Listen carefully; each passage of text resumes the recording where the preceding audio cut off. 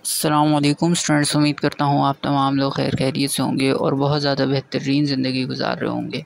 Students, आज की इस वीडियो में हम बात करेंगे पाकिस्तान एयरफोर्स के एक्सपीरियंस के बारे में। जी हाँ, जो पाकिस्तान एयरफोर्स में जो लास्ट टेस्ट हुआ है उसके अंदर जौन जौन से सवालात आए हैं उनको हम डिस्कस करेंगे और थोड़ा सा आपको समझाएंगे भी कि वो सवाल कैसे सॉल्व हो रहे हैं। मैथ्स और फिज़िक्स के भी सवाल होंगे ज़्यादातर, तो वीडियो को पूरी देखेंगे तभी आपको सारी कन्फ्यूजन्स क्लियर हो सकेंगी। बिना टाइम वेस्ट किए वीडियो को जल्दी से स्टार्ट करते हैं। फर्स्ट क्वेश्चन देख लेते हैं जल्दी से। Question number 1, acceleration is directly proportional to dash. जो एक्सेलरेशन है वो डायरेक्टली प्रोपोर्शनल होती है किस चीज़ के? ऑप्शंस देख लेते हैं। ए पर है मास, बी पर है फोर्स, सी पर है डिस्टेंस एंड डी पर है टाइम। तो यहाँ पर जो हमारा करेक्ट ऑप्शन होता है वो ऑप्शन नंबर बी बिल्कुल करेक्ट होगा, जो कि है फोर्स। एक्सीलरेशन किस चीज़ के डायरेक्टली प्रोपोर्शनल होती है? फोर्स के। ठीक है, ऑप्शन बी यहाँ पे हमारा करेक्ट है। नेक्स्ट क्वेश्चन देख लेते हैं। Question number 2, eight which angle is work maximum. वो ऐसा कौन सा एंगल है जिस पर वर्क सबसे ज़्यादा होता है?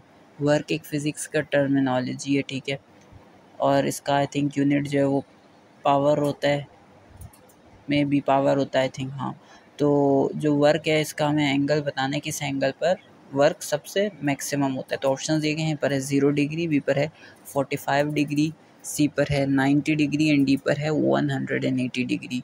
तो यहाँ जो हमारा करेक्ट ऑप्शन है वो ऑप्शन नंबर ए बिल्कुल करेक्ट होगा, जो कि है 0 डिग्री। नेक्स्ट क्वेश्चन देख लेते हैं। Question number 4, formula of gravitation at height is dash. अच्छा जी, ग्रेविटेशन का जो फार्मूला है हाइट पर वो क्या होता है, हमें ये बताना है। तो ऑप्शन दिए गए हैं, पर है g bar is equals to g, bracket में है 1 माइनस एच ऑब्लिक आर। फिर बी पर है g bar is equals to g, bracket R oblique R plus H का होल स्क्वायर। सी पर है g bar is equals to g, bracket में R plus H oblique R का whole square and D पर है g bar is equals to g, bracket 1 plus H oblique are. तो यहाँ पर जो हमारा करेक्ट ऑप्शन होने वाला है वो ऑप्शन नंबर बी बिल्कुल करेक्ट होगा, जो कि है g bar is equals to g, bracket R oblique R plus H का होल स्क्वायर। ये हमारा करेक्ट फॉर्मूला है किसका? ग्रेविटी का, हाइट पर।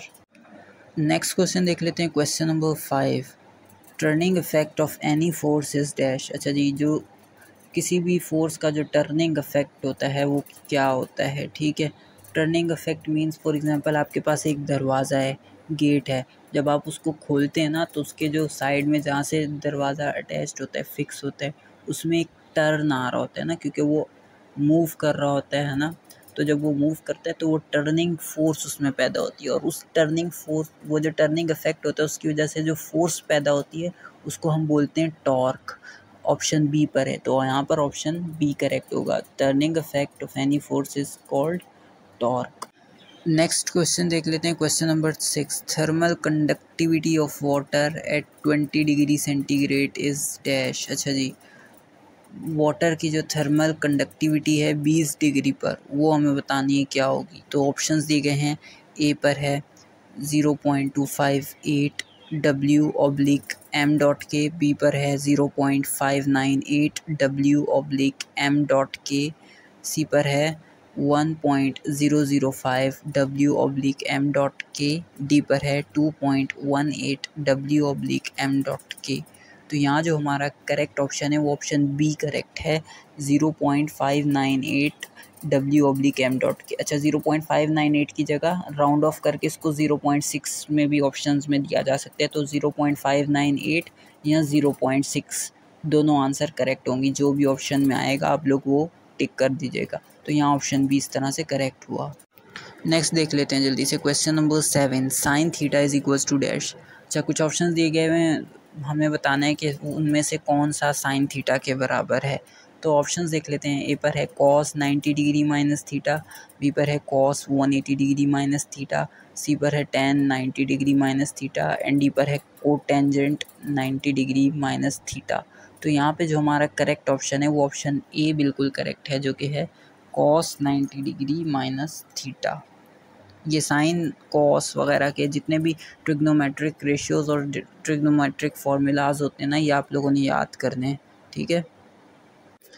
नेक्स्ट क्वेश्चन देख लेते हैं 7 cos 60 degree is equals to sine dash. अच्छा जी, cos 60 डिग्री साइन के कौन से एंगल के बराबर होता है? तो ऑप्शंस देख लेते हैं। ए पर है 30 डिग्री, बी पर है 60 डिग्री, सी पर है 90 डिग्री एंड डी पर है 120 डिग्री। तो यहाँ जो हमारा करेक्ट ऑप्शन होने वाला है वो ऑप्शन ए बिल्कुल करेक्ट होगा, जो कि है 30 डिग्री। cos 60 डिग्री बराबर होता है साइन 30 डिग्री के। नेक्स्ट क्वेश्चन देख लेते हैं, question number 8। 2 circles are congruent when dash. अच्छा जी, 2 सर्किल्स जो हैं कॉन्ग्रेंट होंगे। कॉन्ग्रेंट का मतलब क्या है? बराबर होंगे, बिल्कुल उनका साइज़ बराबर होगा, उनके दरमियान का डिस्टेंस बराबर होगा। ठीक है, तो अब हमें बताना है कि जब 2 सर्किल कॉन्ग्रेंट होंगे तो उनमें ऐसी क्या चीज़ होगी जिसकी वजह से वो कॉन्ग्रेंट है? तो ये पर है they have the same area. क्या उनके पास सेम एरिया होगा? They have equal radii. क्या उनके पास इक्वल रेडियाई होगा? They have the same circumference only, और दे आर कॉन्सेंट्रिक। तो यहाँ पे जो करेक्ट ऑप्शन है वो बी करेक्ट है, they have equal radii. Equal radii का मतलब होता है कि जो सर्कल के बीच का जो डिस्टेंस होता है ना, उसको हम बोलते हैं डायामीटर। ठीक है, और जो डायामीटर का जो हाफ होता है उसको हम बोलते हैं रेडियस। तो इनके पास जब किसी भी 2 सर्कल के पास रेडियस बराबर है, हाफ डिस्टेंस बराबर है, तो वो क्या होंगे? कॉन्ग्रेंट। नेक्स्ट क्वेश्चन देख लेते हैं, radii of circle is dash. Radii बताना है हमें किसी सर्किल का क्या होता है। अभी मैंने लास्ट क्वेश्चन में ये डिफ़ाइन कर दिया ऑलरेडी, तो ये तो बहुत इजी हो जाना चाहिए। ऑप्शंस दिए गए हैं। ए पर है distance from centre to any point on the circumference, distance across the circle through its center, C half of the diameter, D both A and C। तो यहाँ पर जो करेक्ट ऑप्शन है वो आप लोगों ने ख़ुद बताना है कि कौन सा वाला होगा। ये मैंने क्योंकि लास्ट क्वेश्चन में डिफ़ाइन कर दिया है, तो इसका आंसर आप लोग कमेंट करेंगे। अच्छा, ये काउंटिंग में आज थोड़ी क्वेश्चन की काउंटिंग में मिस्टेक्स हो गई हैं। कई जगह पे 2 बार 7 आ रहा है, कहीं पे कोई आ ही नहीं रहा, कहीं पे 8 आ रहा है, तो उसके लिए माजरत। अब देख लेते हैं 9। तो hand is to gloves as head is to dash. Hand को ग्लव्स से कंपेयर किया गया है क्योंकि ग्लव्स जो हैं हैंड में पहने जाते हैं। हेड को किससे कंपेयर करेंगे? ऑप्शंस देखते हैं। ए पर है शूज़, बी पर है हैट, सी पर है सॉक्स एंड डी पर है रिंग। तो यहाँ जो करेक्ट ऑप्शन होने वाला है वो बी बिल्कुल करेक्ट है, जो कि है हैट। नेक्स्ट क्वेश्चन देख लेते हैं, question number 10। If 8 dozen eggs cost 12, how much will 36 dozen egg cost. अच्छा, 8 दर्जन अंडे 12 रुपए के हैं, 36 डज़न एग कितने के होंगे ये बताना है हमें। ठीक है, तो 8 को हम 12 से डिवाइड करेंगे तो 1.5 आएगा, यानी कि 1.5 के हमारे पास 1 डज़न एग्स आ रहे हैं। तो अब हमें बताना है कि 36 डज़न किससे आएंगे, तो 1.5 को हम 36 से मल्टीप्लाई कर देंगे, तो हमारे पास जो आंसर आएगा वो ऑप्शन बी होगा, जो कि है 54। या आप लोग ख़ुद कैलकुलेट करके इसकी 1-2 बार प्रैक्टिस भी कीजिएगा, ये क्वेश्चंस लाजमी आते हैं। नेक्स्ट क्वेश्चन देख लेते हैं 11। The rain drop falling from the sky reaches the ground with. अच्छा जी, जो रेन ड्रॉप है, फॉर एग्जांपल बारिश हो रही है, तो स्काई पर से जो रेन का एक कतरा आएगा वो जब ग्राउंड पर पहुंचेगा तो वो किस चीज़ के साथ ग्राउंड पर पहुंचेगा? उसके अंदर ऐसी कौन सी चीज़ होगी जिसकी वजह से वो ग्राउंड पर पहुंच रहा है? ए पर है टर्मिनल वेलोसिटी, बी पर है इनिशियल वेलोसिटी, सी पर है इंक्रीजिंग एक्सीलरेशन एंड डी पर है कांस्टेंट एक्सीलरेशन। अब देखें, एक्सीलरेट तो वो चीज़ होती है ना कि जिसको हम खुद, फॉर एग्जांपल एक चीज़ 30 की स्पीड में है तो उसको हम प्रेस करके, उसको पुश करके उसकी एक्सीलरेशन, उसकी स्पीड बढ़ाएं तो वो एक्सीलरेशन कहलाती है। मगर यहाँ तो वो एक ही स्पीड में रेन का ड्रॉप आ रहा है तो वो वेलोसिटी होगी। अब ये बताना है कि टर्मिनल वेलोसिटी है या इनिशियल वेलोसिटी। इनिशियल वेलोसिटी तो वो होती है जो स्टार्ट में, जब शुरू में वो गिर रहा था तो तब वो कितनी वेलोसिटी से गिर रहा था, और टर्मिनल वेलोसिटी हमारा यहाँ पर ऑप्शन करेक्ट होगा। तो वो पूरे टाइम इनिशियली थोड़ी ना रहेगी वेलोसिटी, तो ऑप्शन ए करेक्ट होगा, टर्मिनल वेलोसिटी। और ये जो वेलोसिटी है हमेशा कांस्टेंट रहती है, जो इनिशियल में थी वही मिडल में भी होगी, वही फाइनल में भी होगी। तो ये constant terminal velocity, option A बिल्कुल करेक्ट है। नेक्स्ट क्वेश्चन देख लेते हैं, question 12। When the velocity of an object becomes double. जब किसी भी ऑब्जेक्ट की वेलोसिटी डबल हो जाए, then its kinetic energy becomes. तो उसकी काइनेटिक एनर्जी जो है वो कितनी हो जाती है? ऑप्शंस दिए गए हैं। ए पर है डबल, बी पर है 4 टाइम्स, सी पर है हाफ एंड डी पर है 1/4। तो यहाँ जो करेक्ट ऑप्शन है वो बी ऑप्शन बिल्कुल करेक्ट है, जो कि है 4 टाइम्स। किसी ऑब्जेक्ट की वेलोसिटी जब डबल हो जाए तो उसकी काइनेटिक एनर्जी 4 टाइम्स बढ़ जाती है। नेक्स्ट क्वेश्चन देख लेते हैं। Complete the following series. Mathematics में आई थिंक ये क्वेश्चन आएगा या इंटेलिजेंस में आएगा। तो इसके अंदर 5, 25 और 125 दिया हुआ है, उसके बाद हमें बताना है। तो 5 को 25 कैसे बनाया, 5 को मल्टीप्लाई करेंगे 5 से तो 125 हो जाएगा, 25 हो जाएगा। फिर 25 को जब 5 से मल्टीप्लाई करेंगे तो 125 हो जाएगा। फिर 125 को जब हम 5 से मल्टीप्लाई करेंगे तो हमारा आंसर आ जाएगा। 125 को जब 5 से मल्टीप्लाई किया तो ऑप्शन सी आया, जो कि है 625। तो यानी कि हमने इस सीरीज़ में क्या करना था, 5 जो भी वैल्यू दी हुई उसको 5 से मल्टीप्लाई करना था। 5 को 5 से किया 25, 25 को 5 से किया 125, 125 को 5 से किया 625। तो ऑप्शन सी इस तरह से हमारा करेक्ट हुआ। नेक्स्ट क्वेश्चन देख लेते हैं जल्दी से। Question number 14, what comes next in the following series. अच्छा, ये सीरीज़ दी हुई है, हमें बताना है इसमें नेक्स्ट पर क्या आएगा। तो सीरीज़ देख लेते हैं। 2, 6, 12, 36, 72 एंड देन 216। तो ये कैसे हो रही है, पहले 2 को हमने 3 से मल्टीप्लाई किया 6 आ गया, 6 को हमने 2 से मल्टीप्लाई किया 12 आ गया, 12 को हमने 3 से मल्टीप्लाई किया 36 आ गया, 36 को हमने 2 से मल्टीप्लाई करा 72 आ गया, 72 को हमने 3 से मल्टीप्लाई करा 216 आ गया, 216 को हमने 2 से मल्टीप्लाई करना है तो हमारा आंसर आ जाएगा, जो कि ऑप्शन नंबर ए होगा 432।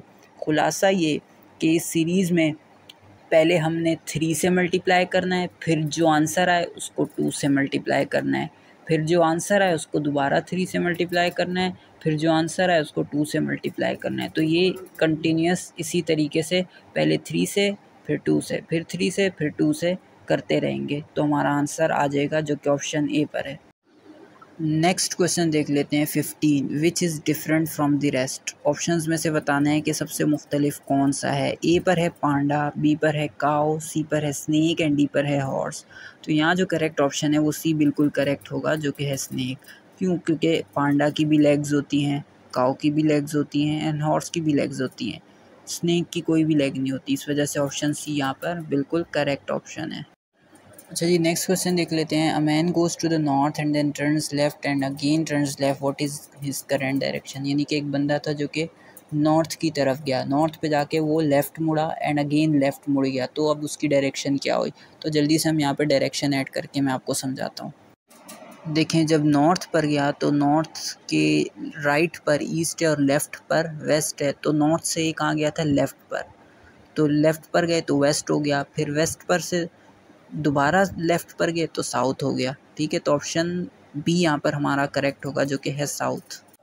नेक्स्ट क्वेश्चन देख लेते हैं 17, body which revolves around the earth is called dash. वो बॉडी जो कि अर्थ के अराउंड रिवॉल्व करती है वो कौन सी बॉडी है, कौन सी ऐसी चीज़ होती है जो कि अर्थ के अराउंड रिवॉल्व कर रही होती है। ऑप्शंस दिए गए हैं, सैटेलाइट, बी पर है प्लैनेट, सी पर है स्टार एंड डी पर है गैलेक्सी। गैलेक्सी बहुत बड़ी होती है, स्टार अपनी जगह स्टेबल होते हैं, प्लैनेट भी नहीं मूव करते। तो ऑप्शन ए बिल्कुल करेक्ट है, जो कि है सैटेलाइट। सैटेलाइट्स जो है अर्थ के अराउंड रिवॉल्व कर रहे होते हैं, यानी कि घूम रहे होते हैं।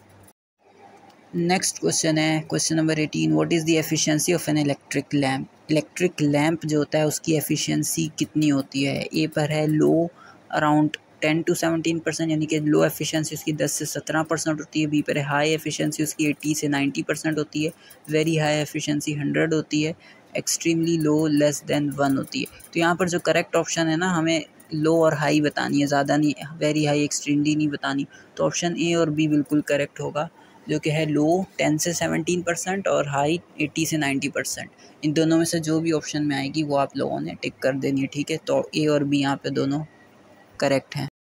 नेक्स्ट क्वेश्चन है 19, heater heats the room with dash and dash. अच्छा जी, जो हीटर होता है वो रूम को गर्म करता है, हीट करता है, तो वो किस वजह से, उसके अंदर ऐसी कौन सी क्वालिटीज़ होती हैं, कौन सी फोर्सेस होती हैं जिसकी वजह से वो हीट कर देता है। ऑप्शंस दिए गए हैं, ए पर है इनर्शिया, बी पर है कॉन्वेक्शन एंड रेडिएशन एंड सी पर है नन ऑफ दीज। तो यहाँ जो करेक्ट ऑप्शन है वो ऑप्शन बी बिल्कुल करेक्ट है, जो कि है कॉन्वेक्शन एंड रेडिएशन।